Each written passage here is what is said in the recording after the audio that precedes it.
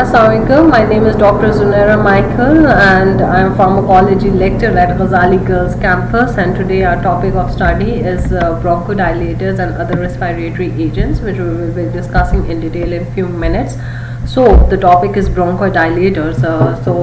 सबसे पहले हम ये पढ़ लेते हैं कि what are bronchodilators, और फिर हम उसकी मेडिकेशंस और उसकी तरफ मूव ऑन करेंगे.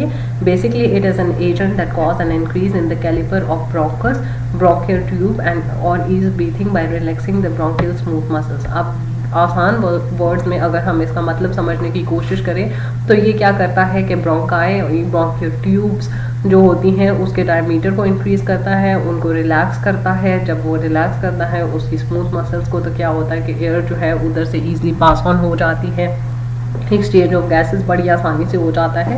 तो इस वजह से इनको ब्रोंकोडाइलेटर्स का नाम दिया जाता है, बिकॉज ये ब्रोंकाइज की जो ट्यूब्स होती हैं या जो मसल्स होती हैं उनको रिलैक्स करता है और उनको एक काम कंडीशन में लेके जाता है, जिसकी वजह से the flow of oxygen, the exchange of oxygen और carbon dioxide becomes very very easy.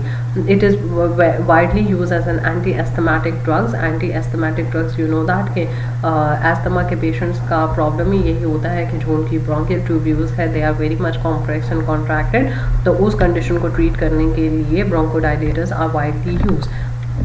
Next हमारे पास the drugs that affect respiratory system. Bronchodilators हमारे पास ज़ैंथीन डेरिवेटिव्स के नाम से आता है. ब्रोंकोडाइलेटर्स बीटा एगोनिस्ट के फॉर्म में आता है. Anticholinergics, anti leukotrienes, corticosteroids and mast cell stabilisers, जो कि अब हम थोड़ी देर में इन सब को डिस्कस करना कर रहे हैं कि किस तरह से how they act on the bronchioles bronchi और किस तरह से वो हमें एक रिलैक्सिंग इफेक्ट और एक ब्रोंकोडाइलेशन इफेक्ट प्रोड्यूस करते हैं. That is the normal airway and that is the asthmatic airway. इसमें क्या होता है कि बहुत ज़्यादा स्पेस होती है for the air to pass on, लेकिन एक एस्थमेटिक एयरवे में it has mucus in it and mucus information होता है, एडिमा होता है, जिसकी वजह से क्या होता है कि वो जो अंदर वाली एयर है वो बहुत ज़्यादा क्लस्टर्ड होती है और जो पेशेंट होता है उसको सांस लेने में बहुत ज़्यादा प्रॉब्लम फेस आ रही होती है. नेक्स्ट हमारे पास दैट इज़ ब्रोंकोडाइलेटर्स में जो सबसे पहले हमने पढ़ा था that is xanthine derivatives. These are basically plant alkaloids, जिसमें हमारे पास कैफीन आ जाता है, थियोब्रोमीन आ जाता है, थियोफाइलिन आ जाता है. यू नो आप लोगों ने अक्सर वो ऑब्जर्व किया होता है कि जब कभी भी आपको खांसी हो रही होती है या कुछ हो रहा होता है तो कावा बना के दिया जाता है, चाय बना के दी जाती है. तो उससे क्या होता है कि आपकी जो ब्रोंकाई ट्यूब्यूल्स होती हैं वो ज़रा सूथ आउट हो जाती हैं. इसके अलावा थियोब्रोमीन और थियोफाइलिन जो है हमारे पास कफ सिरप्स में भी अवेलेबल है, जो आपकी ब्रोंकोडाइलेशन अफेक्ट करता है. Only theophylline is use as a bronchodilator, as a bronchodilator use होता है. Examples are aminophylline, dyphylline, oxytriphylline, theophylline, जिसको आपने नॉर्मली अपने कफ सिरप्स में देखा होगा. This is basically the diagram जिसकी वजह से आपको वो है कि ब्रोंकोडाइलेटर्स बेसिकली करते क्या हैं. जब कभी भी एलर्जेंस आते हैं वो इन्फ्लेमेशन कॉज करते हैं. इन्फ्लेमेशन की वजह से ब्रोंकियल हाइपर एक्टिविटी हो जाती है. जब ब्रोंकियल हाइपर एक्टिविटी हो जाती है तो वहाँ पर इन्फ्लेमेशन आ जाती है, वहाँ पर सांस लेने में तकलीफ़ होती है. तो इन सब चीज़ों को ब्रोंकोडाइलेशन के थ्रू ट्रीट किया जाता है. ये जो सारी चीज़ें हैं ब्रोंकोडाइलेटर्स की आप पीछे भी देख सके आ चुके हैं और इसको दोबारा से भी डिस्कस कर देते हैं कि they are in the form of sympathomimetic methyl xanthine derivatives, जो बेसिकली द ज़ैंथीन डेरिवेटिव्स जिसको आपने पीछे भी पढ़ा है. नेक्स्ट हमारे पास है एंटीकोलिनर्जिक्स, जिसमें हमारे पास एट्रोपिन, एपेट्रोपियम, टाइयोट्रोपियम वगैरह आ जाते हैं. ज़ैंथीन डेरिवेटिव्स में अमाइनोफाइलिन, थियोफाइलिन आ जाते हैं. और सिम्पैथोमाइमेटिक में सेलेक्टिव बीटा एगोनिस्ट आ जाता है, सल्ब्यूटामॉल, टर्बिटोलिन. नॉन सेलेक्टिव बीटा एगोनिस्ट में आइसोप्रेनालिन और नॉन सेलेक्टिव एड्रेनर्जिक एगोनिस्ट में एड्रेनलिन और एफिड्रिन वगैरह आ जाते हैं. और ये भी आपको कफ सिरप्स में आसानी से मिल जाते हैं, जो कि हमारी ब्रोंकोडाइलेशन के लिए बहुत ज़्यादा अच्छे हैं. नेक्स्ट जो वो है ज़ैंथीन डेरिवेटिव्स है. It causes bronchodilation by relaxing the smooth muscles of the airways. Airways के जो स्मूथ मसल्स हैं उसको रिलैक्स करता है और उसका रिजल्ट ये होता है कि ब्रोंकोस्पैज्म जो है उससे आपको रिलीफ मिल जाता है. आपकी जो स्मूथ मसल्स हैं वो रिलैक्स हो जाती हैं और ग्रेटर एयर फ्लो होता है into and out of the lungs. और इसके साथ साथ ये CNS स्टिमुलेंट है कि वो CNS के जो रेस्पिरेटरी सेंटर्स हैं उसको भी ज़रा थोड़ा वो करता है, ट्रीट करता है, जिसकी वजह से आपकी जो ब्रेन की कोऑर्डिनेशन है वो बहुत ज़्यादा इफेक्टिव हो जाती है। It also causes cardiovascular stimulation, increase the force of contraction and increase heart rate, resulting in increase cardiac output and increase the blood flow to the kidney. Diuretic effect भी है xanthine derivatives का apart from the bronchodilation because they are acting on the beta agonist, जो receptors पे काम कर रहे हैं, तो उससे होता ये है कि हार्ट रेट और फोर्स ऑफ कंट्रैक्शन भी इंक्रीज करता है और आपका blood flow to the kidneys increase हो जाता है। थेरेप्यूटिक यूजेस इसके क्या हैं कि ये डायलेशन करता है of the airways in asthma, chronic bronchitis and emphysema. You know what an emphysema is. जो लोग बहुत ज़्यादा वो करते हैं, स्मोकिंग करते हैं, तो वो जो एल्वेलाई होते हैं of that person they become damage, जिसकी वजह से उनको सांस लेने में तकलीफ होती है और उस चीज़ को एम्फाइसीमिया कहते हैं। And it is a permanent disorder, जिसकी वजह से क्या होता है कि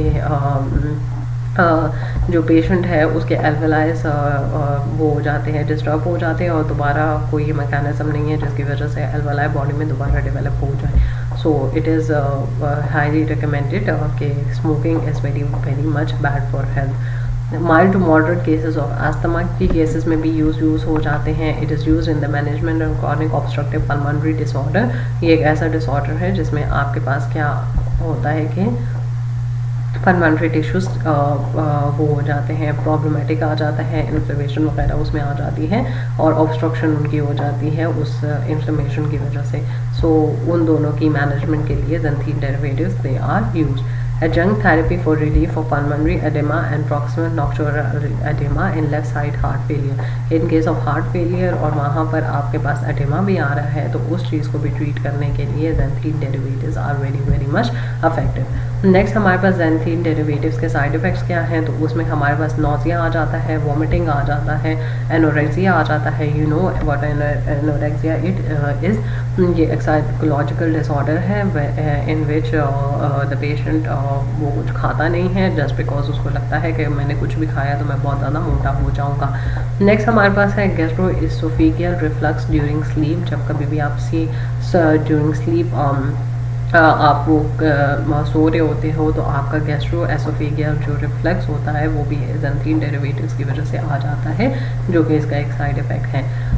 ट्रैकीकार्डिया, पैल्पिटेशंस वगैरह, वेस्ट्रिकुलर डिसअरिथमियाज जो हैं उसकी वजह से वो भी इससे कॉज हो जाते हैं, क्योंकि आपने पढ़ा है कि हार्ट रेट को इंक्रीज़ करता है, ब्लड फ्लो को इंक्रीज़ करता है, तो ये सारी चीज़ें फिर नॉर्मल हैं। इंक्रीज़ करता है यूरिनेशन को which is also a side effect of xanthine derivative. Next हमारे पास जो क्लास है that is beta agonist. Beta agonist is a large group और ये सिम्पैथोमाइमेटिक है। You know what is sympathomimetic इन।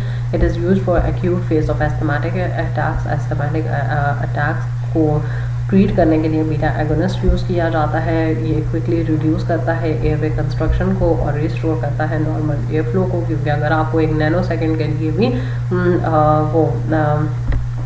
आपकी जो ब्रीथिंग प्रॉब्लम है वो डिस्टर्ब हो गई, in case you are an asthmatic person, तो आपकी जान भी जा सकती है उससे।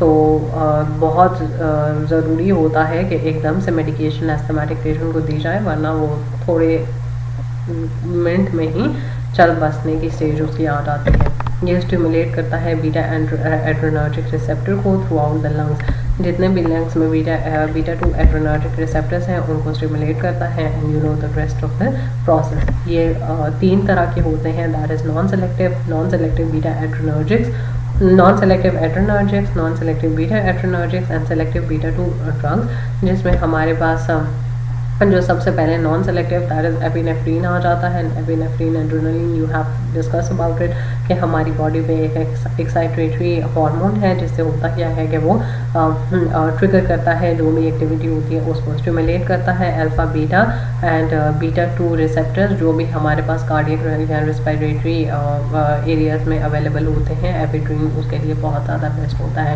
नॉन सेलेक्टिव में बोथ बीटा और बीटा 2 रिसेप्टर्स को वो ट्रिगर करता है। जब वो करता है तो फिर ऑब्वियसली उसकी हार्ट और कार्डियक दोनों पे इफेक्ट्स आते हैं, लेकिन इस केस में बीटा 1 और बीटा 2 दोनों पे वो एक्ट करता है।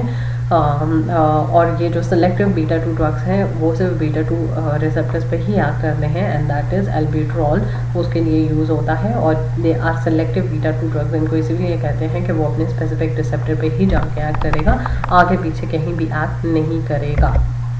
नेक्स्ट हमारे पास है दैट इज़ ब्रोंकोडायलेटर्स में हम उसके बीटा एगोनिस्ट के थेरेप्यूटिक यूजेस पढ़ रहे हैं। That is the relief of bronchospasm, इससे होता है। ब्रोंकियल अस्थमा को ट्रीट किया जाता है, ब्रोंकाइटिस को ट्रीट किया जाता है, पल्मोनरी डिजीजेस को ट्रीट किया जाता है।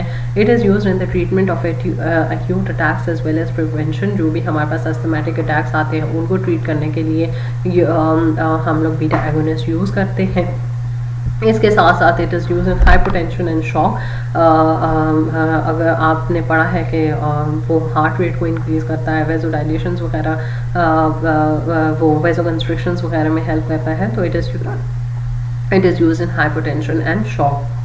It is used to produce uterine relaxation to prevent the premature labor. in case अगर premature labor के chances हैं तो उस cases में भी इसको यूज़ किया जाता है, और uterine relaxation को prevent करता है वक्त से पहले, because if uterine contraction relaxations वहाँ पर आने शुरू हो जाएंगी तो फिर बेबी की डिलीवरी हो जाएगी। तो इट इज़ वेरी इंपॉर्टेंट कि वो वक्त से पहले uterine की जो रिलैक्सेशन वो कंस्ट्रक्शन है वो ना हो।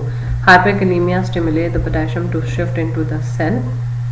ये hyperkalemia basically it is a beta agonist, और वो ये क्या करता है कि पोटेशियम को सेल के अंदर शिफ्ट होने के लिए स्टिमुलेट करता है।